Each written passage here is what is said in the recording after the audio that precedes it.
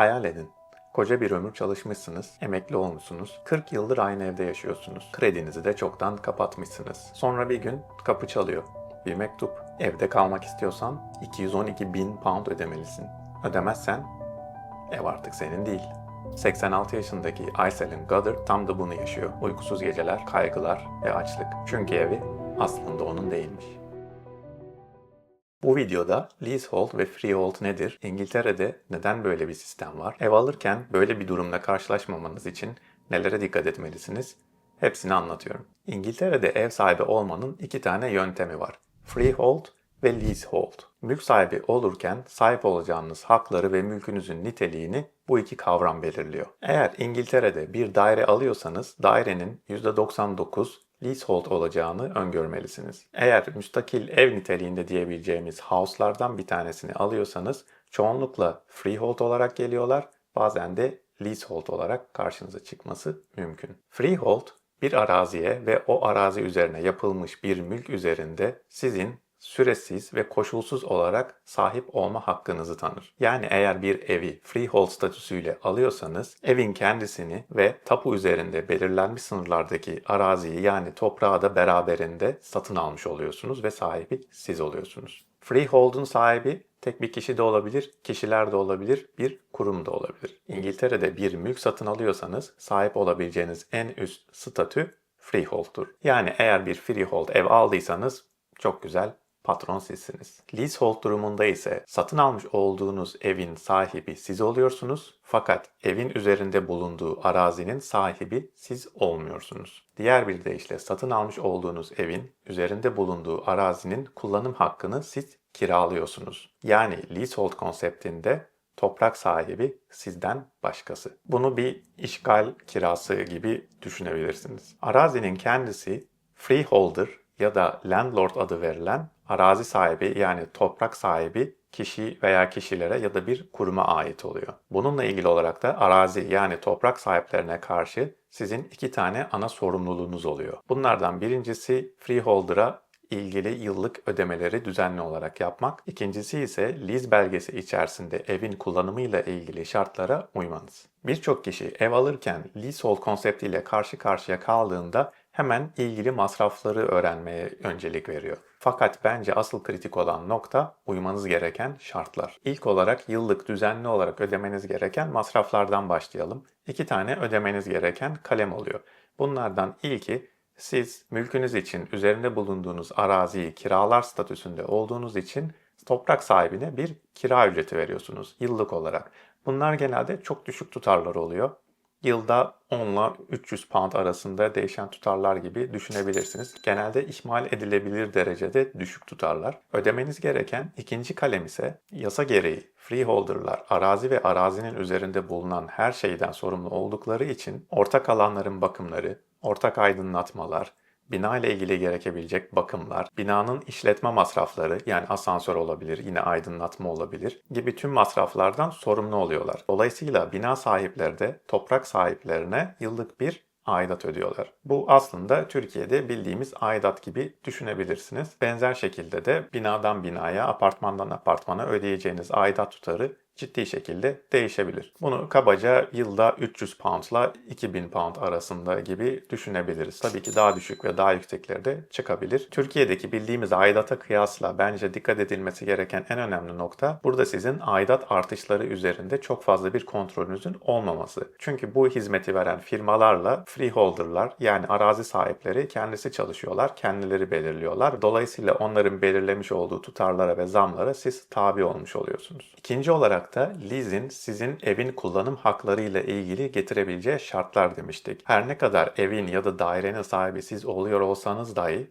arazi sahipleri arazinin ve üzerindeki her şeyden sorumlu oldukları için binanın kendisi ve kullanımıyla ilgili bazı kısıtlamalar ve şartlar getirme hakkına sahip oluyor. Yani bir nevi ev sahipliği gibi düşünebilirsiniz. Örneğin bazı lease belgelerinde siz evinizde bir duvar yapmak istediğinizde ya da duvar yıkmak istediğinizde, peteklerinizin yerini değiştirmek ya da ilave bir banyo eklemek istediğinizde arazi sahiplerinden yasal olarak izin istemek durumunda kalabilirsiniz. Ya da bazı durumlarda bazı işlerin yapılmasına lease gereği müsaade edilmiyor olabilir. Bu detayların hepsi orijinal lease dokümanında belirtilmiş durumdadır. Bununla ilgili de herhangi bir standart yoktur. Tamamen evden eve ve lease'den lease'e değişebilen şeylerdir. Ve çoğu da eski dokümanlardır. Bazıları elle bile yazılmış olabiliyor bu lease'lerin. Çoğu zaman da ağır bir İngilizce kullanılıyor. Eğer leasehold bir ev alıyorsanız işlemler başladığında avukatınızla lease belgesini detaylı olarak incelemenizi tavsiye ederim. İngiltere'de leasehold yani kiralama süreleri çoğu zaman 125 veya 999 yıl üzerinden yapılıyor. Kalan lease süreniz 80 yılın altına düşmesi halinde artık short lease yani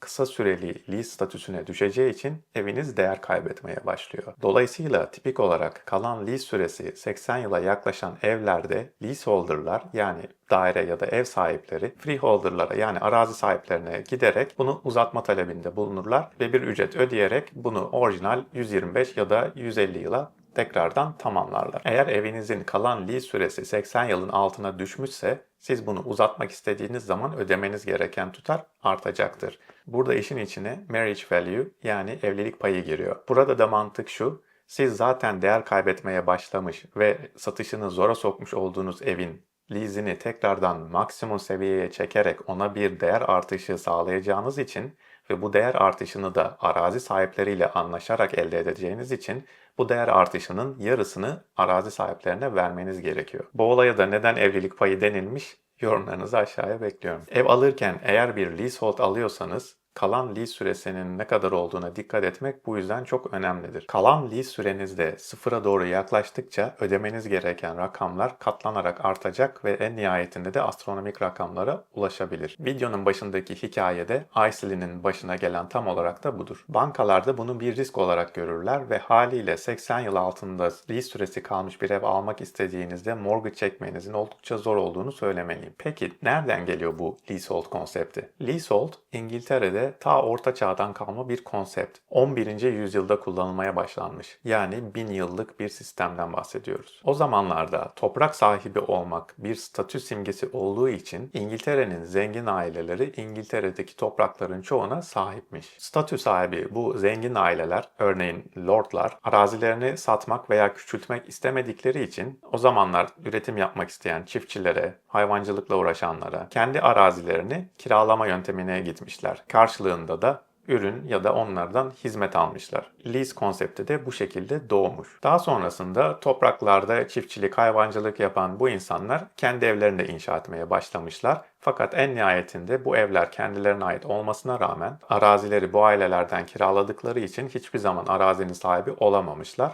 Ve sistem bu şekilde günümüze kadar bir şekilde gelmiş. Hatta savaşlar bitince 1900'lü yıllarda çok katlı evler ve apartmanlar hızla yaygınlaşmaya başladığı zaman çok daha popüler hale gelmiş. Çünkü İngiltere'de yasa gereği bir mülkün freehold olabilmesi için onun fiziksel olarak toprağa değebiliyor olması gerekiyor ve bir harita üzerinde sınırlarının çizilebiliyor olması gerekiyor. Bu yönden düşününce leasehold konsepti kat çıkılabilmesine olanak sağladığı için çok uygun bir çözüm olarak görülmüş. Toprak sahiplerinin de topraklarından vazgeçmek durumunda kalmadığı da bir çözüm olduğu için hızla yayılarak bütün ülkede kullanılır hale gelmiş. Günümüz İngiltere'sindeki birçok apartman dairesinin leasehold olarak bulunmasındaki nedenler bunlardır. Peki İngiltere'de leasehold kalkacak mı? Fark ettiğiniz üzere leasehold İngiltere'de çok eski bir kavram ve kaldırılabilmesi için çok katmanlı ve kapsamlı çalışmaların yapılması gerekiyor. Günümüzde yüz binlerce dairenin ve müstakil evin leasehold olduğunu düşünürsek ve her birinde kendine özgü sürelerinin ve şartnamelerinin olduğunu düşünürsek bu konseptin topyekün olarak kaldırılması oldukça kapsamlı bir iş. Bunun yanında arazi sahipleri ve ev sahipleri arasında site yöneticiliği gibi işleri yapan birçok da meslek kolu üremiş durumda. Bunlara ek olarak freehold'un resmi tanımının da güncellenmesi gerekiyor. Çünkü bugünkü haliyle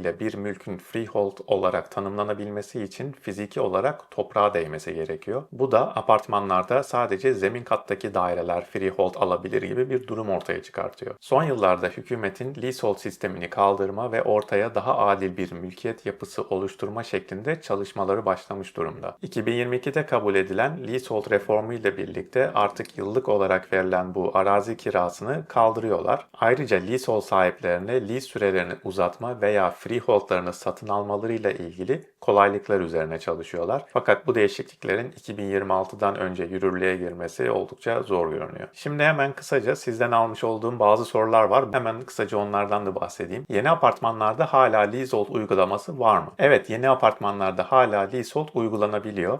Bazılarında da hükümetin artık zorunlu hale getirmek için çalışmalar yaptığı Common Hold da uygulanmaya başlamış durumda. Common Hold, bütün daire sahiplerinin hem daire hem de arazinin bir kısmı üzerinde hak sahibi olduğu bir sistem ve bu Common Hold modelinde hızla yaygınlaşması bekleniyor. En azından yeni apartmanlar için. Leasehold bitecek olursa ne olur? Eskiden böyle şeyler olabiliyormuş. Lease'in süresi tamamen dolduğu zaman hem arazinin hem de mülkün kullanım hakkı tamamen arazi sahibine geçiyor.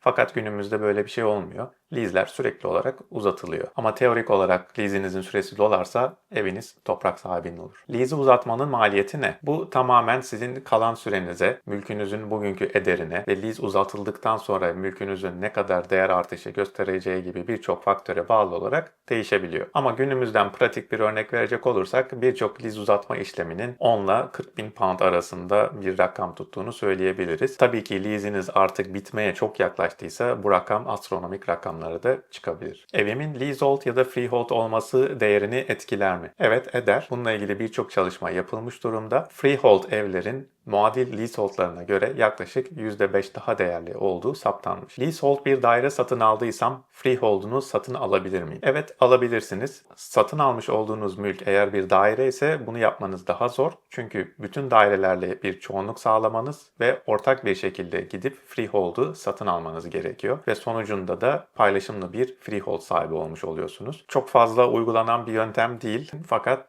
kağıt üstünde mümkün. Eğer house yani müstakil ev niteliğinde diyebileceğimiz bir ev sahibiyseniz bunu yapmanız çok daha kolay ve bunun da iki yöntemi var. İlk yöntem biraz daha uzun ama garanti olan yöntem. Evde 2 yılınızı doldurduktan sonra freehold'a yani arazi sahibine giderek toprak sahibi olmak istediğinizi resmi olarak bildirebilir ve bir ücret karşılığında freehold'unuzu satın alabilirsiniz. Alternatif yöntemde hiçbir süre şartı olmadan toprak sahipleriyle gidip görüşerek freehold'u satın almayı deneyebilirsiniz. Fakat size satacaklar diye bir şart yok. Leasehold evlerden uzak mı durmalıyım? Leasehold süresi ve şartları uygun olan bir ev bulduysanız bence satın almaktan vazgeçmek için tek başına yeterli bir neden değil. Bizim şu anda yaşadığımız ev freehold. Biz bu şekilde satın aldık. Fakat yatırım amaçlı kuzeyden baktığım bir evin daha sonrasında freehold olmadığını ve leasehold olduğunu öğrendim ve sadece bu nedenle vazgeçmedim. İngiltere'de kraliyet bütün toprakların sahibi mi? Teknik olarak evet. Fakat pratikte hayır. Yani aslında düşününce bütün ülkelerde de böyle değil mi? Lakin burada kraliyet ailesinin kendi arazileri evet mevcut.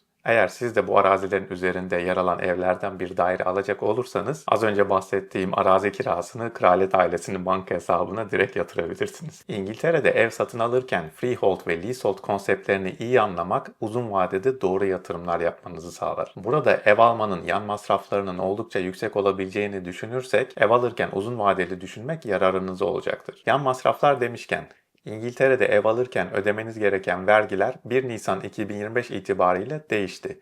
Yeni koşulların ne olduğunu ve örnek daireler üzerinden ne kadar vergi ödemeniz gerektiğinden bahsettiğim videoma buradan ulaşabilirsiniz. Sorularınız varsa yorumlara düşmeyi, içeriği de faydalı bulduysanız beğenmeyi unutmayın. Yeni videolarda görüşmek üzere.